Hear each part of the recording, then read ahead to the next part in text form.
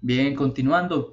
Entonces, el análisis del eje se puede hacer en diferentes condiciones o a partir de diferentes referentes. Un ritmo eje se define como formas de ondas recurrentes que ocurren regularmente y tienen forma o duración similar. Un ritmo eje se define en función de los siguientes. Quizás son como las propiedades que una oscilación puede presentar. Número uno, la frecuencia. Se trata del número de ondas que se presentan en un segundo.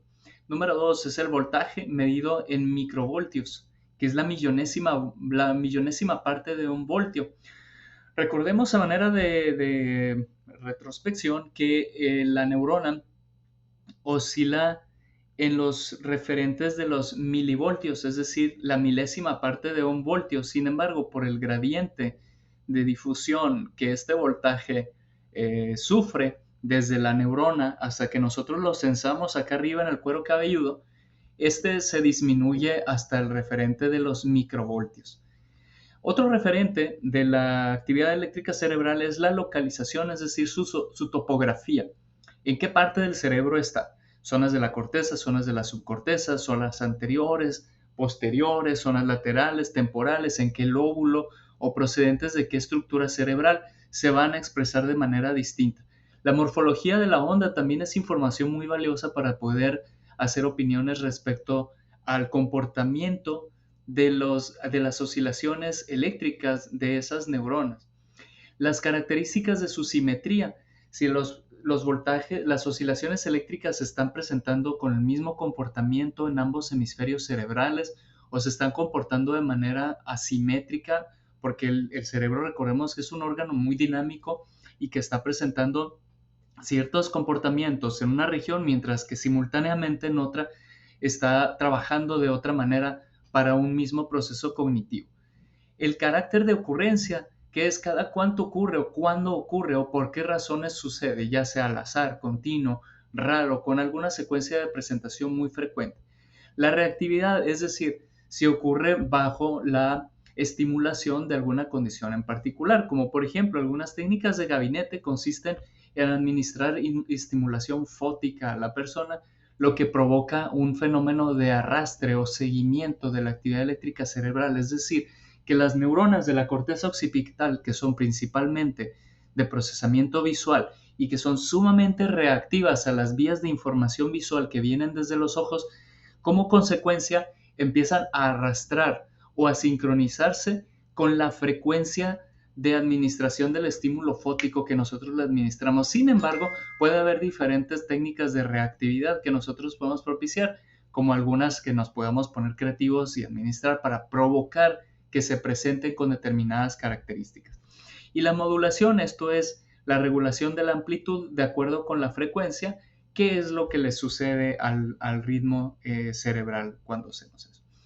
Las ondas cerebrales visualmente observadas se clasifican de manera muy general en cuatro grandes dominios, que son las ondas beta, que son las más rápidas yendo de abajo hacia arriba, que se presentan de 14 ciclos por segundo para arriba, las ondas alfa, que tienen una morfología sinusoidal, son parejitas, son sincrónicas, como ustedes pueden notarlo aquí en este pedacito, y van de los 8 a los 13 ciclos por segundo.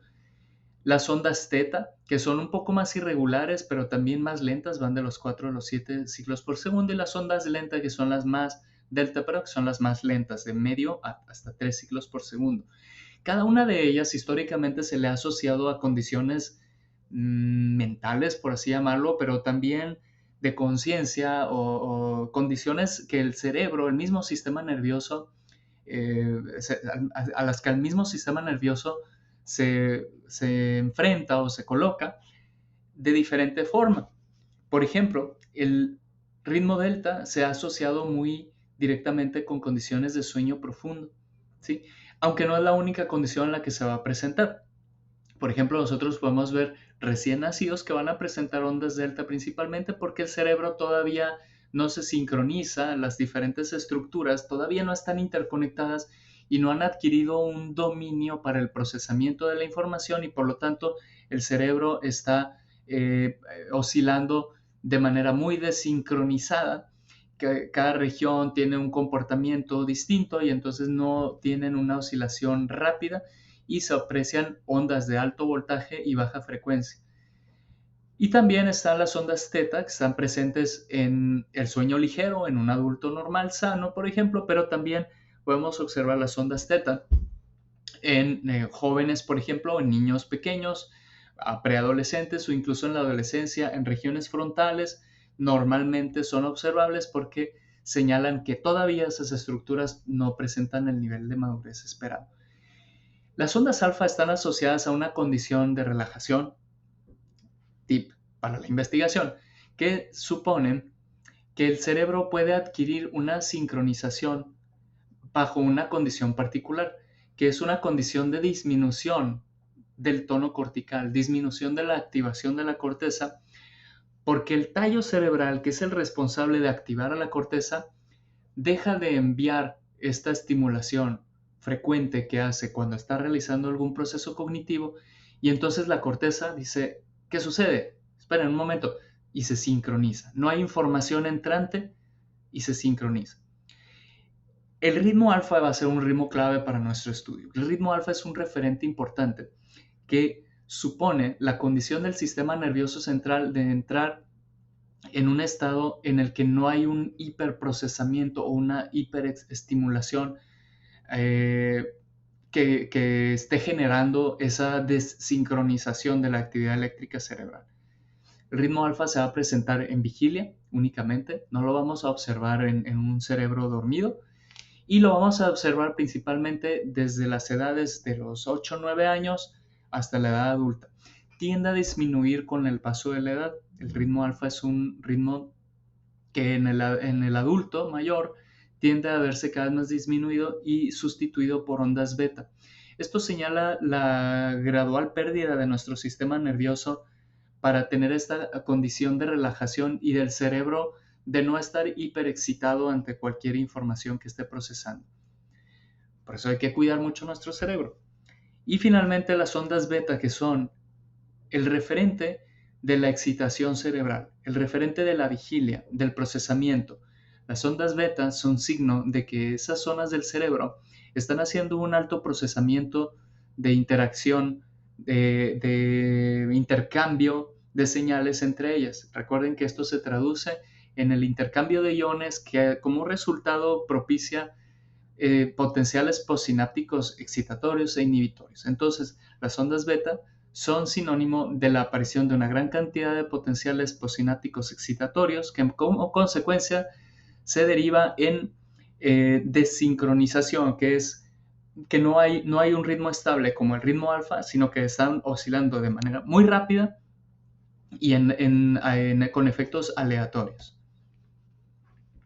Muy bien, aquí los ciclos para que los vayamos familiarizando y dominando un poquito más. El delta, que va desde 1 hasta 3.5 ciclos por segundo, o la mitad de un ciclo hasta 3 ciclos. El teta, que es de 4 a 7 ciclos por segundo. El alfa, que va de 8 a 12 ciclos por segundo. El beta, que va de 13 a 30 ciclos por segundo.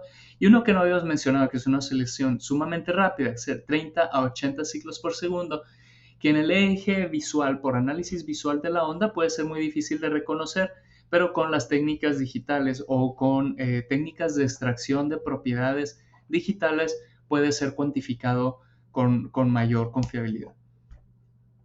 El ritmo alfa fue inicialmente descrito por Hans Berger en 1929 y descubierto en el adulto humano en estado de vigilia, en reposo, con los ojos cerrados en condición de relajación física e inactividad mental relativa. Como antes mencionamos, va de los 8 a los 13 ciclos por segundo y se localiza principalmente en regiones posteriores, occipitales del cerebro.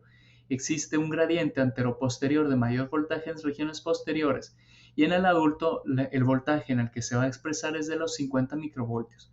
La reactividad se atenúa o se bloquea con la apertura de los ojos. Si los ojos se abren, entonces el ritmo alfa va a desaparecer. Pero también, si nosotros pedimos una actividad de alta demanda cognitiva al sujeto en cuestión, es muy probable que si la persona puede hacerlo, el ritmo alfa también se va a disminuir. El ritmo beta va a ser el que va a sustituir al alfa si es que le pedimos un procesamiento cognitivo de alta demanda a ese cerebro. El ritmo beta, también descrito por Hans Berger, es cuando el sujeto en vigilia abre los ojos y realiza una tarea mental, es sustituido por el ritmo beta. O Niedermeyer, que propone la existencia de 4 tipos de ritmo beta. El ritmo beta va de los 3 a los 20 ciclos por segundo, principalmente en regiones centrales y frontales, que son las que generalmente están haciendo procesos cognitivos, independientemente de que no esté entrando información de los sentidos hacia las zonas de la corteza del cerebro que procesan la información sensorial, como son la parietal, la temporal y la occipital.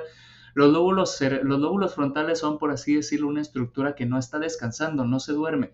Es una estructura que va a estar, aunque nosotros no estemos tocando nada, no estemos viendo nada o escuchando nada, las cortezas primarias de procesamiento sensorial van a estar enviando información sensorial a la corteza frontal y esta las va a estar procesando. La amplitud en el adulto es de 30 microvoltios, menos de 30 microvoltios, es decir, la beta es de un voltaje muy, muy pequeñito, muy bajito, y su morfología es variada e irregular. Es probable encontrar ritmo beta en prácticamente cualquier parte del cerebro.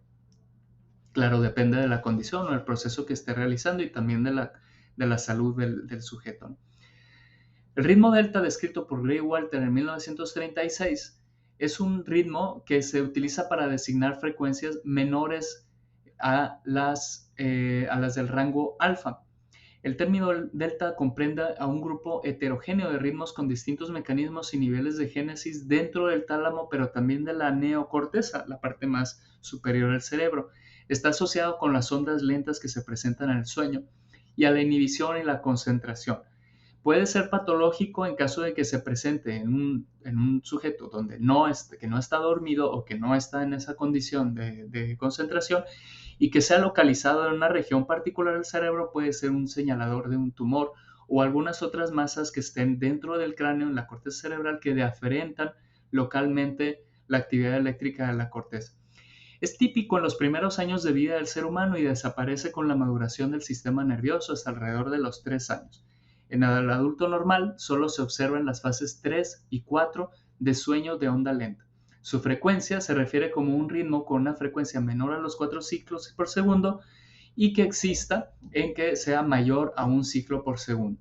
Se localiza en sueño lento en toda la cabeza y su amplitud de voltaje es alta, es decir, va desde los 150 hasta los 200 microvoltios. Tiene, como lo muestra aquí la imagen, una amplitud bastante alta.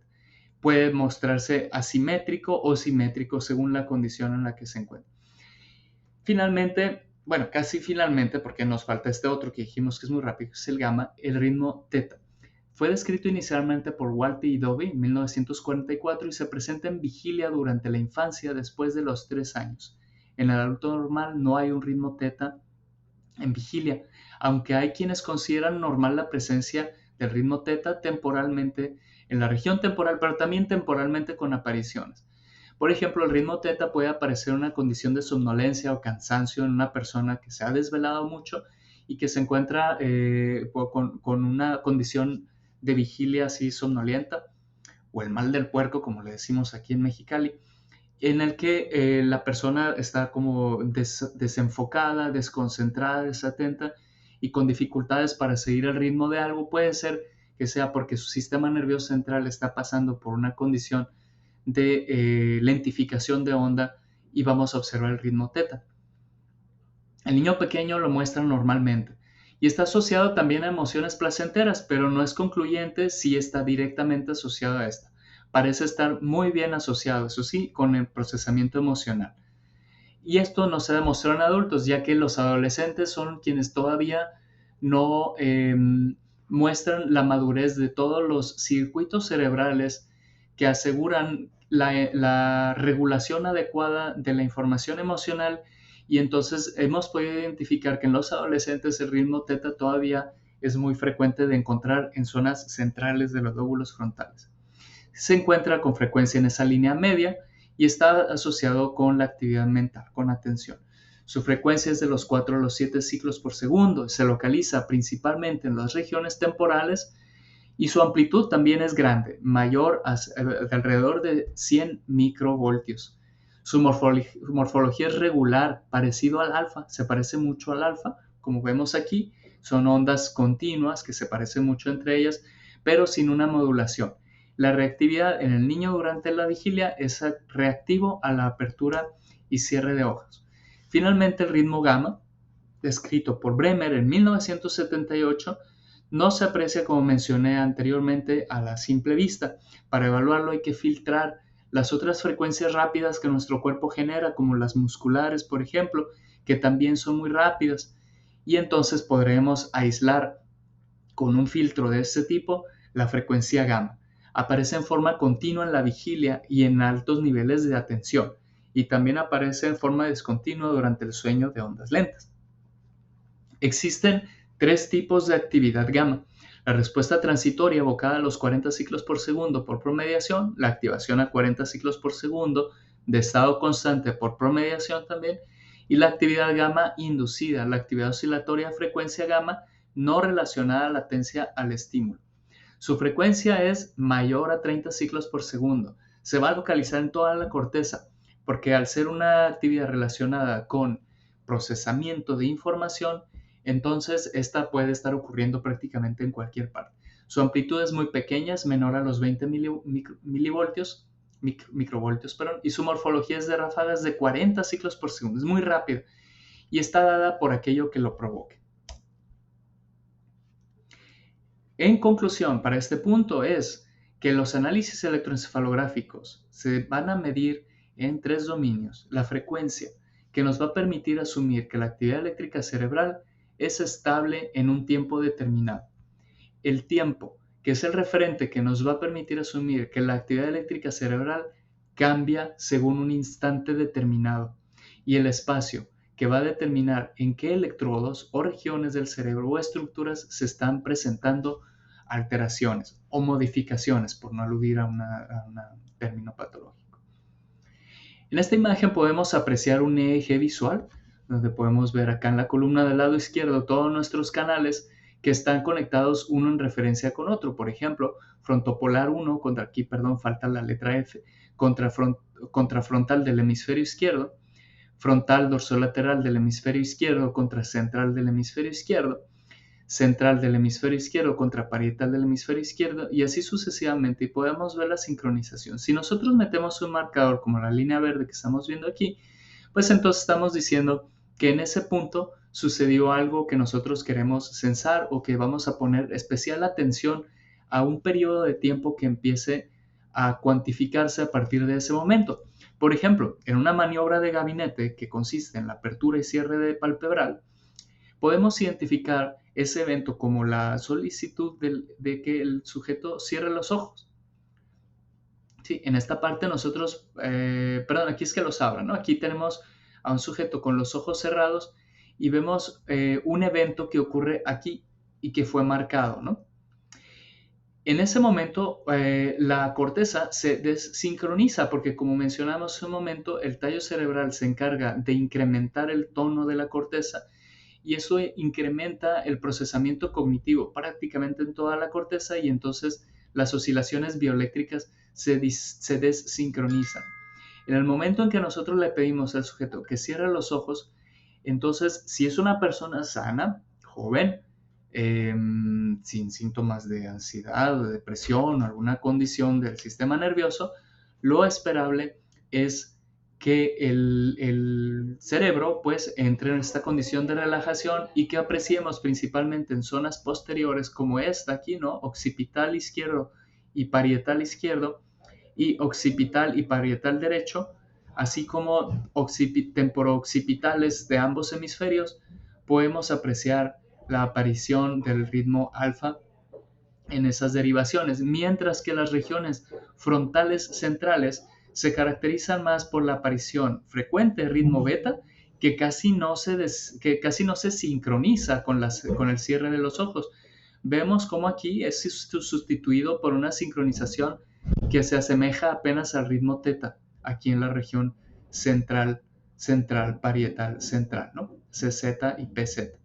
Las iniciales señalan el lóbulo cerebral en cuestión y el número señala la localización. Si es non, izquierdo, hemisferio, y si es par, es hemisferio derecho. La señal del electroencefalograma es aleatoria y está trazada. En este trazado existe más de una